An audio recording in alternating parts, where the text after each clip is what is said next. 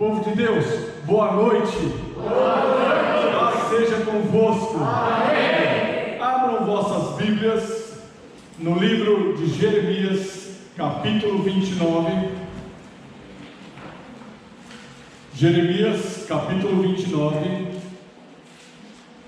E vai pensando aí, qual é o seu maior testemunho?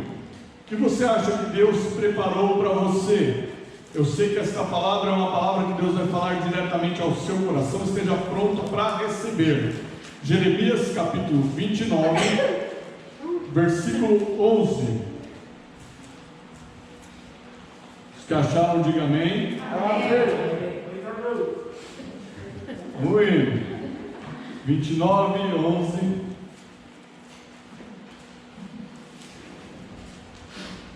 Porque eu sei os planos que tenho para vocês, diz o Senhor, são planos de bem e não de mal, para lhes dar o futuro pelo qual anseiam. Porque eu sei os planos que tenho para vocês, diz o Senhor, são planos de bem e não de mal, para dar o futuro que anseiam. Amém? Podemos assentar. O Senhor está falando, eu sei o plano que eu tenho a respeito de vós. Deus deixa bem claro, eu sei o que eu penso para você. Eu tenho certeza do que eu desejo para a igreja. Você crê que Deus sabe o que Ele quer para você? Você crê nisso? Deus sabe todas as coisas. Ele criou o ser humano, Ele criou a cada um de nós, Ele conhece cada fio de cabelo da sua cabeça, ou a falta deles, mas conhece. E aí, nesta visão, nesta ótica, às vezes não compreendemos se Deus sabe por que estamos passando por isso. Se Deus sabe por que estamos dependentes de máscara. Se Deus sabe por que a minha situação financeira, a minha situação emocional, porque a situação do meu lar, e começamos a questionar as coisas, já que Ele sabe, sendo Deus, não poderia ter resolvido muita coisa para que não passássemos por isso. Porém, esse questionamento muitas vezes não nos leva a entender a grandiosidade e não conhecemos o próximo passo de Deus sobre a nossa vida, para a nossa vida. Veja o caso de Daniel. Nós habitualmente falamos, o caso de Daniel na Cova dos Leões, né? Quando se refere a Daniel, a primeira coisa que nós nos lembramos, a mais costumeira, é Daniel na Cova dos Leões. Daniel foi tirado muito jovem de sua terra natal, e ele foi trabalhar no palácio do inimigo. Daniel não estava numa posição onde ele falava assim, não, eu estou na minha terra, eu estou na minha liberdade, eu trabalho junto com quem me quer bem. Ele passou a ser bem quisto, ele passou a ser bem visto, mas ele estava dentro de um processo onde Deus desejava o melhor para ele, ainda quando ele não via. A diferença de Daniel para muitos outros que caíram na cova e foram devorados, é que Daniel era servo fiel. Daniel, então, estando lá trabalhando com o rei Dário, se eu não me engano, agora me fugiu o nome do rei de Daniel, creio que era rei Dário. E a intenção do rei era transformar Daniel em governador, em colocar Daniel para comandar os outros, colocar Daniel acima das coisas, porque o rei adquiriu confiança no trabalho daquele servo de Deus, que em tudo que fazia ia bem, prosperava, em tudo que fazia as coisas funcionavam bem, ao ponto que ele foi ressaltado aos olhos do rei. E o que acontece então com Daniel? Algo muito costumeiro nos dias de hoje. A gente acha que é algo atual, mas é algo já tradicionalmente terrível. A mesma coisa que aconteceu entre Caim e Abel, a mesma coisa que aconteceu entre dezenas de histórias que vemos na Bíblia, um fator chamado inveja, popularmente descrita como olho gordo, né? Meu irmão, Deus cuida de você. A inveja de ninguém faz diferença na tua vida quando a mão do Senhor está sobre ela, sobre essa pessoa. Quando a mão do Senhor está sobre a sua vida, não importa se tem ou não tem inveja, a vitória vem das mãos de Deus. Glória a Deus. Glória a Deus.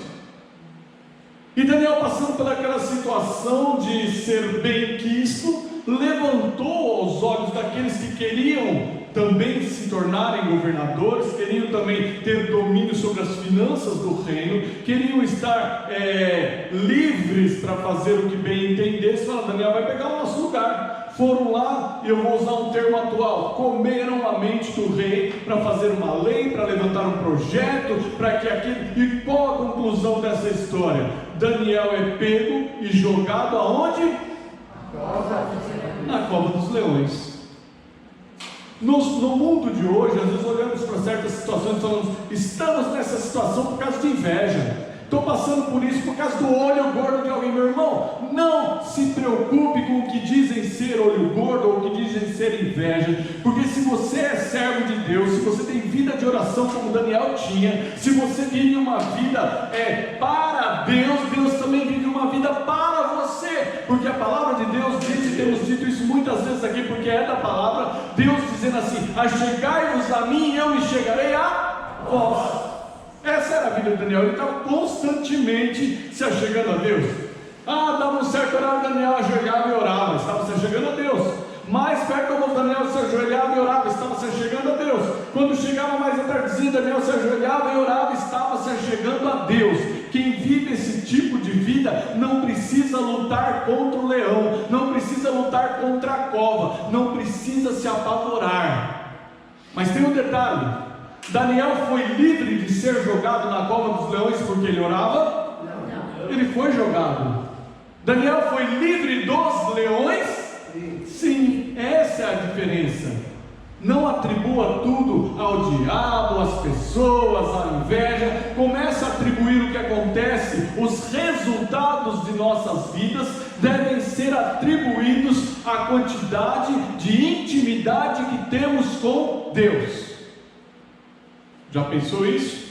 Porque tem gente culpando o diabo, culpando o irmão, culpando a sogra, culpando o sogro, culpando o parente, culpando o invejoso, culpando isso, culpando aquilo, mas ele não tem intimidade, não se achega a Deus, não tem nem esforço para estar na casa de Deus, não gasta tempo nenhum, não investe tempo nenhum em jejum, em oração, em intimidade, em leitura da palavra, e depois quer que Deus disponibilize um anjo para fechar a boca do leão, para tirar o invejoso da vida dele, para não ser jogado no poço. E o fato é que se formos jogados em algum tipo de poço, e lá estiverem presentes muitos leões, a diferença entre um e outro vai ser a intimidade, porque a Bíblia diz assim: outra vez verá a diferença entre o que serve a Deus e o que não serve. Não trabalhou a vida inteira e quer se aposentar, não trabalhou um dia sequer e quer receber seguro-desemprego. Tem alguma coisa justa nisso que eu estou falando? Não teve intimidade com Deus e quer que Deus coloque os anjos para trabalhar a favor daquela pessoa. Meu irmão, se você for abençoado, faz parte da misericórdia de Deus, mas se você for muitíssimo abençoado, você pode estar colhendo aquilo que você plantou, que se chama intimidade, e intimidade protege a vida do servo, intimidade traz cura, intimidade traz libertação, intimidade traz comunhão entre o filho e o pai, de forma que muitas vezes ele se sente abraçado dentro de uma caverna cheia de leões, mas isso não o intimida, porque ele tem intimidade com o Criador dos leões. Aí é a diferença. Sabe? Qual foi o maior testemunho de Daniel? Você podia dizer assim: o maior testemunho seria Daniel não ter sido jogado na cova dos leões. Mas o testemunho se tornou ainda mais grandioso, porque ele foi jogado, porque os leões estavam lá, porque os leões despedaçavam as pessoas antes que chegassem ao solo. mas Daniel entrou e saiu intacto, porque Deus ordenou ao anjo que fechasse a boca do leão. Deus permite situações na vida do brasileiro, Deus permite situações mundiais, mas tem uma diferença: a Bíblia não mudou, e lá está escrito: e verás a diferença entre o que serve a Deus e o que não serve. Quer ser diferente favoravelmente, sirva a Deus. Moisés, biblicamente falando, quem era Moisés? Moisés já havia se tornado inimigo de Faraó na barriga de sua mãe. Você consegue imaginar isso? Porque Faraó falou: vai nascer uma criançada aí, e no meio delas tem uma profecia, e vão acabar fazendo isso ou aquilo, e vão tomar o trono, e vai não sei o que. E Faraó vou me precaver, mate todas as crianças. Nós estamos falando de Moisés, mas Moisés não sabia o que estava acontecendo. Moisés era bebezinho, ele dependia era de um seio e de leite e de estar aquecido. Mas você já pensou no coração da mãe de Moisés? Pensa como mãe, você que é mãe, pensa como pai, saber que o teu filho que acabou de nascer é inimigo mortal, ou tem um inimigo mortal, que era o homem mais poderoso do planeta naquele período, chamado Faraó. Então Moisés é colocado num cestinho betumado para não entrar água, e a mãe é obrigada a colocar aquele nenê à deriva. A mãe de Moisés era serva de Deus. As orações dela impediram que ela sentisse a dor da separação? Não. Impediram de ver o seu filho se afastar à deriva no rio Nilo? As orações daquela mulher, por um acaso, fizeram com que o cesto voltasse até ele e abraçasse novamente aquele nenê? Foi isso que aconteceu? Mas o maior milagre está por conta de Deus cuidando da mãe de Moisés no momento de crise, porque era uma crise, e é uma crise das bravas, onde mataram todos os meninos da mesma idade. Você consegue pensar nisso? E no meio dessa crise é colocada aquela criança no cesto e ele sai à deriva. Mas acontece que quem encontra aquele cesto, aquela criança? A filha de Faraó, a filha do inimigo número 1 daquela criança, encontra esta criança e por Deus apaixona-se por aquele bebê.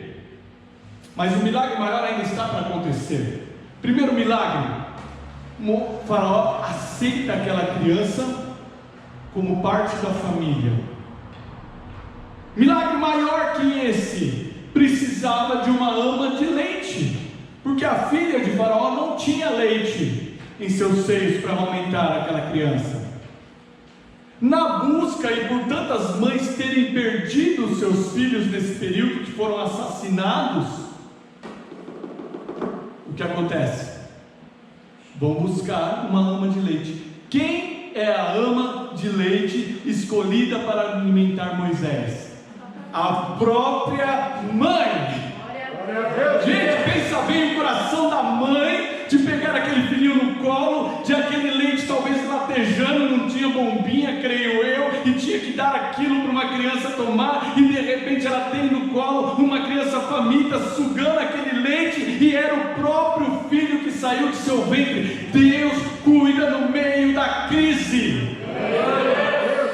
E para Moisés nem sonhava quem ele seria, como seria a vida dele. Ele era criança e Deus estava zelando pela vida de Moisés. Sabe por quê? Porque a Bíblia sabia que Moisés ia ser servo, e a Bíblia diz assim: saberás e verás a diferença entre o que serve a Deus e o que não serve. Portanto, o leite que ele tomou era o leite que lhe era de direito, o leite materno da sua mãe, genuína e verdadeira. E ele ainda foi criado no palácio, com toda a riqueza, com toda a abundância, com tudo, com servos para lhe servirem. No momento certo Deus tirou ele dali. Mas o que eu quero mostrar nesse momento é que no meio da necessidade, no meio da crise, no meio da matança, no meio das mortes, no meio das dificuldades, Deus seleciona a pessoa certa para fazer a coisa certa, para que o filho dele seja abençoado. É assim que Deus cuida da igreja. É assim que Deus cuida de você que está assistindo esse vídeo agora. Não importa a situação qualquer que seja, se você se achega a Deus, Ele se achega até você. A oração da mãe impediu aquela criança de ser colocada no rio? Não. Impediu o curso do rio? Não. Fez o cesto voltar? Não. Mas na hora que aquela criança precisava ser amamentada, Deus juntou as duas partes. Não se preocupe com o curso da tua vida, apenas seja fiel a Deus, porque quando Deus precisar juntar as partes, Ele é o Criador do quebra-cabeça, Ele sabe onde vai cada pecinha para que você seja abençoado. Está entendendo, meu irmão? E José do Egito? José do Egito teve sonhos da parte de Deus. Ele sabia que era algo grande. Ele viu os peixes se dobrando sobre ele, diante dele. Ele sabia que Deus tinha algo tremendo para ele. O pai dele gostava dele, deu para ele uma túnica colorida. Isso aí deve ser semelhante a comprar uma roupa de couro, né, irmão Chico? A gente estava falando a respeito disso. Algo assim que o preço não é barato, é duradouro, é uma coisa caprichada. E naquele período a túnica colorida despertou o que? Nos próprios irmãos? Inveja. Não se preocupe com a inveja. Ela pode te colocar no poço, mas no poço que ela te colocar, ali Deus te sustenta, Deus te prospera, Deus te promove, só para mostrar que o poço que tem Deus não é poço, é bênção. A sua primeira experiência foi no fundo do poço. A sua primeira experiência amarga foi ser jogado, abandonado pelos seus irmãos. A próxima experiência de José foi pior ainda. Ele foi resgatado? Não, ele foi pego pelos mercadores de escravo. Mas quem se tornou José? Se tornou governador do Egito. Quem se tornou José? O primeiro homem no comando após Faraó. O que José dissesse era lei, e José nem era egípcio. O poço que os irmãos dele acharam que seria o fim dele, foi o início, foi o túnel onde Deus conduziu José para a abundância. Quem se tornou José? José que parecia não ter nada, José que parecia ter perdido a bênção, na verdade teve todas as oportunidades de ser abençoador de sua família, porque quando a fome chegou, quando as dificuldades chegaram, José tinha todo o estoque do Egito no controle de suas mãos, mandou buscar a família e abençoou a própria família. Sabe por quê? Porque o poço humano, a inveja do inimigo, na verdade, quando Deus está presente, não passa de um meio de você ser abençoado. Não tenha medo da inveja do inimigo. Para de falar, isso é olho gordo, isso é inveja, isso é aquilo. Começa a entender que a palavra de Deus diz todas as coisas colaboram para o bem daqueles que amam a Deus. Glória a Deus. O milagre para José foi ele ter sido jogado no poço. O milagre para Daniel só aconteceu porque ele foi jogado no poço com os leões. O milagre na vida de Moisés deu a oportunidade, ele foi jogado, foi colocado no cesto, foi colocado no rio, foi mandado embora do seio da sua família. Deus trouxe ele de volta para a família, Deus trouxe ele de volta ao povo, e esse milagre fez com, assim como José, que Moisés se transformasse no abençoador de todo Israel, porque ele conduziu o povo da escravidão para a terra prometida, a através da obediência a Deus, ele foi colocado, foi mandado embora. Deus trouxe de volta e falou: agora eu vou fazer de você aquilo que eu quero. E chega um tempo, e essa é uma outra mensagem que Deus fala para Moisés: vai lá e diz para Faraó: deixa meu povo ir. Ele se transformou um abençoador, porque um dia a palavra de Deus disse assim: e vereis a diferença entre o que serve a Deus e o que não serve. E eu quero dar um recado aqui para você, meu irmão, e toma posse disso. Quando olharem para a sua vida, vão ver a diferença entre aqueles que não servem e você que serve a Deus. Sabe, seu milagre não veste roupas de milagre. O seu milagre se disfarça de bebê à deriva. O seu milagre, ele não mostra como: olha, a família está tudo bem, minha esposa, meu marido, minha família quer saber de Deus, está tudo mil maravilhas. Às vezes o seu milagre está vestindo uma roupa que você olha, está tudo bagunçado. José tinha roupa bonita, os irmãos jogam no poço e ainda suja a roupa dele de sangue. Ele perdeu a túnica bonita, porque sujou de sangue para mostrar para o pai: ó, infelizmente aí alguma fera comeu ele. Daniel estava lá já a ponto de se transformar no cara, a pessoa mais importante. E o que Deus faz? Permite que ele fique com cheiro de leão. Porque quando você cai lá, quem já foi no zoológico, passou perto da grade do leão, cheira forte ou não cheira? Imagina você ficar no mesmo lugar onde os leões estão. Daniel talvez tenha ficado com cheiro de leão, mas ele não foi nem lambido por um leão. Talvez ele até tenha tirado um cochilo, encostado na juba daquele animal poderoso, mas o ser mais poderoso de todos tinha Daniel na palma da mão. É assim que Deus tem você na palma da mão. O seu milagre pode estar disfarçado de trabalho escravo, porque aquele povo estava lá no Egito sofrendo pela escravidão. Mas para que hoje fosse contado como milagre, Deus vai lá e mandou todos os tipos de pestes que foram precisos para que o coração de Faraó liberasse o povo. Seu milagre pode estar disfarçado de uma roda enorme de leões famintos, mas é por isso que é chamado de milagre. É quando você não consegue resolver, mas você tem intimidade, Deus resolve para você. E para encerrar essa palavra, eu quero que você abra a tua Bíblia em 1 Coríntios capítulo 2.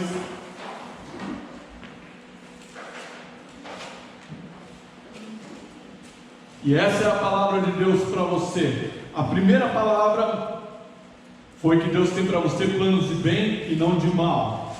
E a palavra do encerramento em 1 Coríntios capítulo 2, versículo 9, é a segunda promessa que Deus tem para você na palavra de hoje.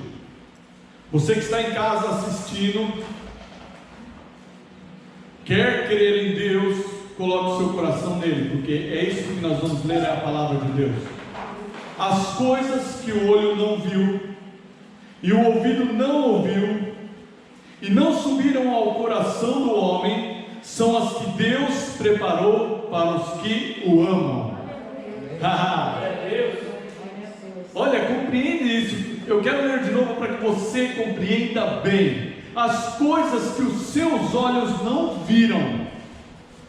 Deus está falando assim, aquilo que você não consegue nem imaginar, não consegue enxergar. O que o seu ouvido não ouviu e que não subiu ao coração, ou seja, ainda é algo que é inimaginável, são as que Deus preparou para aqueles que o amam. Por isso a Bíblia diz: verás a diferença entre o que serve e o que não serve. Porque quando você ama a Deus, você serve. Quando você serve é porque ama. E aí Deus preparou para você coisas gloriosas. O seu milagre não chegou. Talvez você ache que não chegou. No meio da luta, da pandemia, do emprego, do desemprego, do baixo salário, da instabilidade. É no meio do caos que nós vimos todos esses milagres acontecer, perder túnica, ser jogado, ser vendido, estar junto com os leões no meio do caos, Deus habita trazendo vitória, para que você seja abençoado e abençoador. Receba essa palavra em nome do Senhor Jesus. Deus te abençoe.